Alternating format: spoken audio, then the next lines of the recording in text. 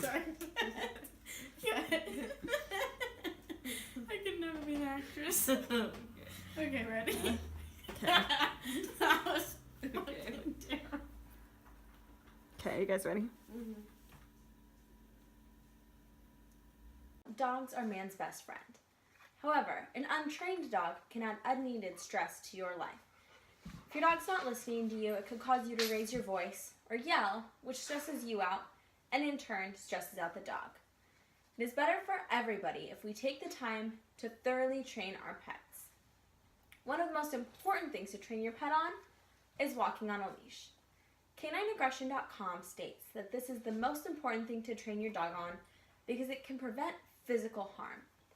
By pulling on a neck collar, you can risk damaging the trachea, larynx, and cervical vertebrae of your canine friend.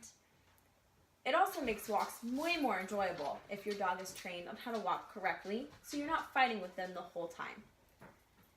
Though this is one of the most important things to train your dogs on, it's not always easy.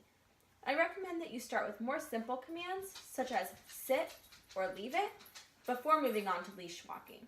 And once you feel like you're ready to train your dog how to walk on a leash, there are some very important do's and don'ts to remember during the process. The don'ts, in my opinion, are the most important, because if you do any of these things, you could jeopardize all of the training and even reverse the process. Do not let the dog get what he or she is pulling towards. This reinforces bad behavior, and it can set you guys back. It also teaches the dog that they can just pull to get whatever they want. Nylabone.com says that you should counteract this behavior by standing still anytime your dog is pulling on the leash or there's any tension on the leash at all. For owners with more avid pullers whose dogs just don't seem to get it when you're standing still, you can even go so far as to turn and walk the other direction without saying anything to your dog or even looking at them. Just simply turn around and walk the other way. Another thing not to do is yelling at your dog or pulling on the leash. As we already know, pulling on the leash can risk causing harm to your dog. And when you yell at your dog, they sense that you're stressed and it stresses them out as well. And stressed dogs do not respond as well to training as calm dogs do.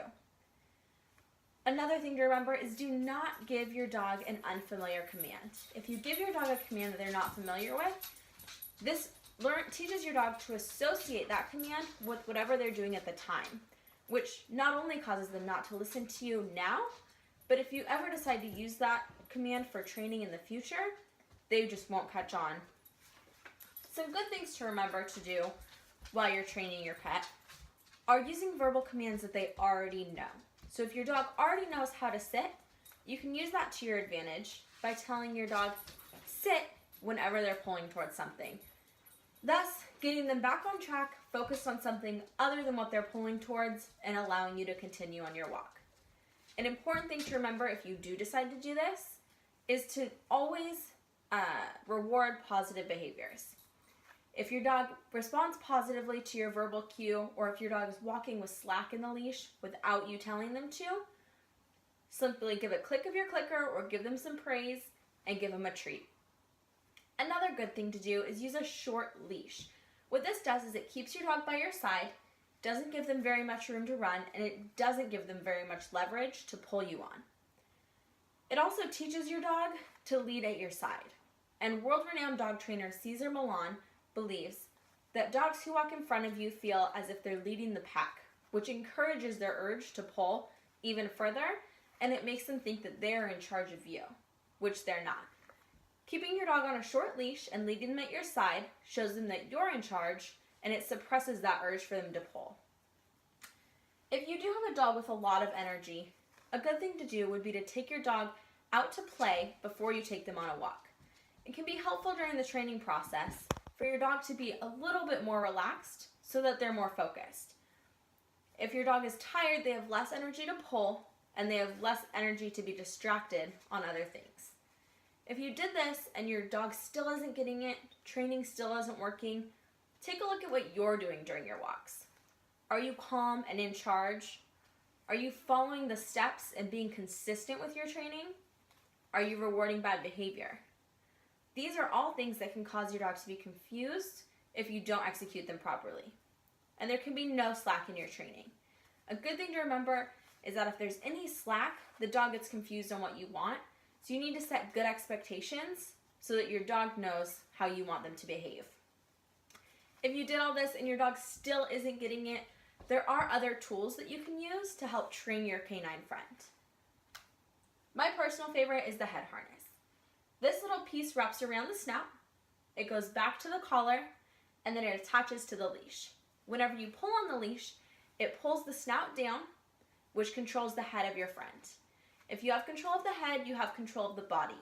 Therefore, this type of harness discourages pulling because they'll constantly be pulled back to you. This is the body harness.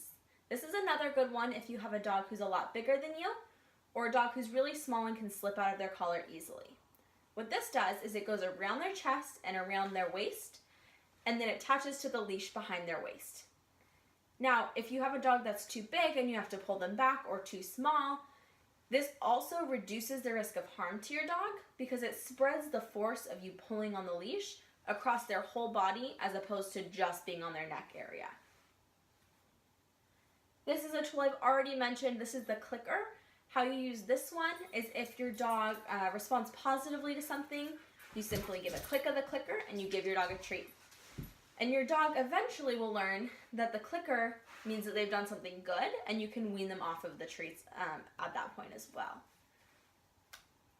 Now, if you've tried all of these things, it's still not working for your dog, there are trainers and behavior therapists that you can consult. They're professionals that are trained in dog training, and they would be more than happy to help you.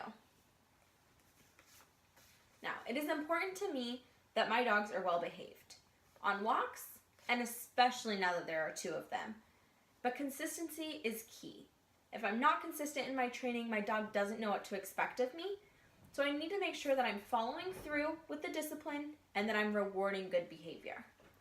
Your dogs will catch on. It might take a while, but they will catch on, and eventually they will begin to execute those behaviors every single time you're on a walk, because after all they want is to make you happy.